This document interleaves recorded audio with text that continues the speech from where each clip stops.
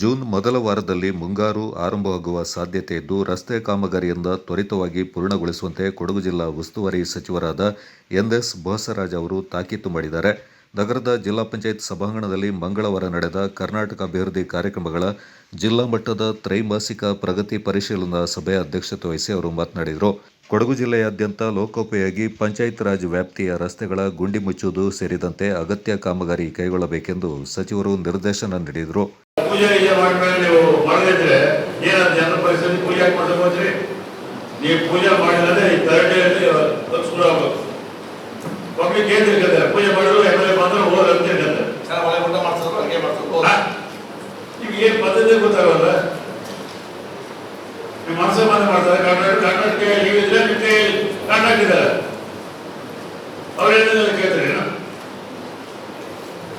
This is the major problem with your department. Contract ಬರ್ತಾರೆ sir, contract ಡಾಮರೇಜ್ ಇವೆಲ್ಲ ನೀವು condition ಕೊಡ್ತೀರಾ, ಡಾಮರೇಜ್ ಜಾಸ್ತಿ ಕೊಡ್ತೀವಿ, ಕೈ ಮೇಲೆ ಕೊಡ್ತಾರೆ ನಿಮಗೆ. ನೀವು ಬಾಯಲ್ಲಿ ಬರಬಾರ್ದ ಮಾತು. ನಿಮ್ಮ ಅಗ್ರಿಮೆಂಟ್ ಅಲ್ಲಿ ಏನ್ ಕಂಡೀಷನ್ ಅದು ಸರ್ಕಾರ ಇಲಾಖೆ ಬದಲಾಗಿರ್ಬೇಕಷ್ಟೇ. ಅದು ಬರೋವಲ್ವ ಏರ್ವಲ್ವ ಸಿಗೋಲ್ವ ಬಿಸಿಲ್ಲ, ಇಟ್ಸ್ ನಾಟ್ ಯುವರ್ ಜಾಬ್. ಮಾಡ್ತಾ ಇಲ್ಲ. ಈಗ ನೋಡಿ ಅವ್ರು ಹೇಳ್ತಾರೆ ಏನಿದ್ರೆ ಯಾಕೆ ಹೋಗಿದ್ದೀರಿ ಪೂಜಾ ಕಾರ್ಯಕ್ರಮ ಮಾಡ್ತಾರೆ ನೋಡಿ, ಯಾಕೆ ಮಾಡ್ತಾರೆ ಅಷ್ಟು ದಿನ 4 ದಿನ ಆಗಿರ್ತದೆ ಮಿನಿಮಮ್. ನೀವು ನೋಡಿ ವಾರದಲ್ಲಿ ಕಂಪ್ಲೀಟ್ ಮಾಡಿ ರಿಪೋರ್ಟ್ ಮಾಡಬೇಕು.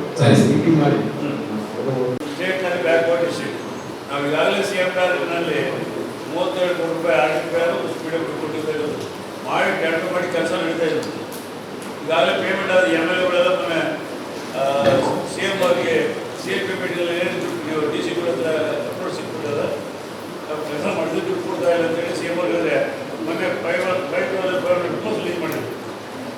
ಓನ್ಲಿ PWD BRD ಸರ್ಕಾರದಿಂದ ಈ ರೀತಿ ಮನೆ ನೀವು ಕೇಳಿದ್ಕೊಳ್ಳೆ ದುಡ್ಡು ಕೊಡ್ತಾ ಇದ್ದಾರೆ, ಕೇಳಿದ್ಕೊಳ್ಳೆ ಗ್ರಾಂಟ್ ಕೊಡ್ತಾ ಇದ್ದಾರೆ.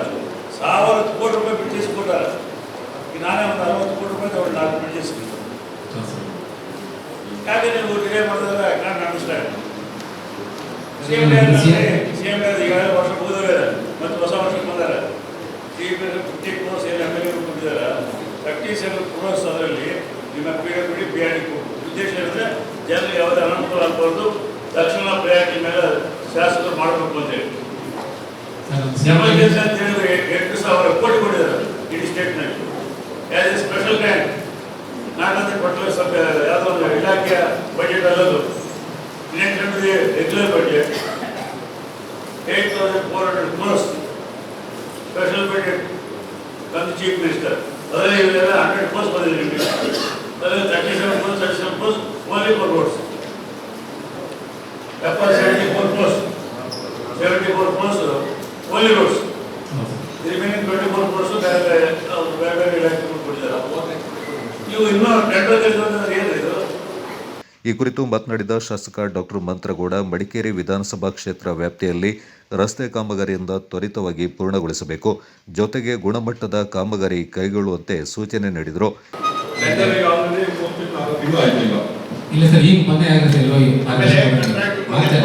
ಕಾಂಟ್ರಾಕ್ಟರ್ಸ್ಗಳಿಗೆ ನೀವು ಪ್ರೊಫೆಷನಲ್ ಆಗಿ ಆರ್ಡರ್ಸ್ ಬೇಕು. ನೀವು ಅವ್ರನ್ನ ತಲೆ ಮೇಲೆ ಕೂರಿಸಿ ಆಮೇಲೆ ಏನ್ ಮಾಡ್ತಾರೆ ಗೊತ್ತಾ ಸರ್, ಇವರು ಕಾಂಟ್ರಾಕ್ಟರ್ ನಮ್ಮನೆಗೆ ಬಂದ್ಬಿಡ್ತಾರೆ ಉಳಿಕೊಂಡು. ಇವ್ರು ಬರೋದಿಲ್ಲ ಹೇಳಕ್ ನಮಗೆ. ಕಾಂಟ್ರಾಕ್ಟರ್ಸ್ ಬಂದ್ಬಿಟ್ಟು ನಮ್ಗೆ ಈ ಕೆಲಸ ಬಂದಿದೆ ಸರ್, ನಾವು ಮಾಡಿಸ್ತೀರಾ ಬೇಡ ಅಂತಾರೆ. ನೆಕ್ಸ್ಟ್ ಟೈಮ್ ನೋ ಕಾಂಟ್ರಾಕ್ಟರ್ಸ್ ಕಳ್ಸಂಗಿಲ್ಲ. ಅರ್ಥ ಆಯ್ತಾ? ಗ್ರಾಂಟ್ ಬಂದಿದ್ರೆ ಈ ತರ ಟೆಂಡರ್ ಆಗಿದ್ರೆ ನೀವು ನಮ್ಗೆ ಹೇಳ್ಬೇಕು. ಎಲ್ಲ ಎಕ್ಸಿಕ್ಯೂಟಿವ್ ಏಜೆನ್ಸೀಸ್ ಎಲ್ಲಿ ಆಡಿದ್ದಾರೆ ಅವರೇ, ನಿಮಗೂ ಅದೇ ಹೇಳ್ತಾ ಇರೋದು. ಇದು ಲ್ಯಾಂಡ್ ಆರ್ಮಿ ಅವರೇ, ಡಬ್ಲ್ಯೂ ಅವರೇ, ನಿಮ್ಗೆ ಮೊನ್ನೆ ಹಾಗೆ ಹೇಳಿದೀನಿ. ಕಾಮಗಾರಿ ಬಂದಿದ್ರೆ ಏಜೆನ್ಸಿ ಫಿಕ್ಸ್ ಆಗಿದೆ ಅಂತ ನೀವು ನಮ್ಗೆ ಹೇಳ್ಬೇಕು, ಅವ್ನು ಬಂದು ಹೇಳೋದಲ್ಲ. ಅರ್ಥ ಆಯ್ತಾ? ಯಾವ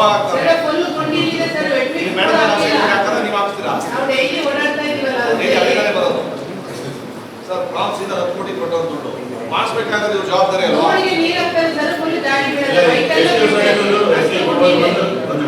ಈ ಸಂದರ್ಭ ಮಾತನಾಡಿದ ಸಚಿವರಾದ ಎನ್.ಎಸ್. ಬೋಸರಾಜ್ ಅವರು, ಮಳೆಗಾಲದಲ್ಲಿ ಸಾರ್ವಜನಿಕರಿಗೆ ತೊಂದರೆ ಆಗದಂತೆ ಗಮನ ಹರಿಸಬೇಕು. ಈ ಸಂಬಂಧ ಜಿಲ್ಲಾಧಿಕಾರಿ ಅವರಿಗೆ ವರದಿ ನೀಡುವಂತೆ ಸೂಚನೆ ನೀಡಿದರು.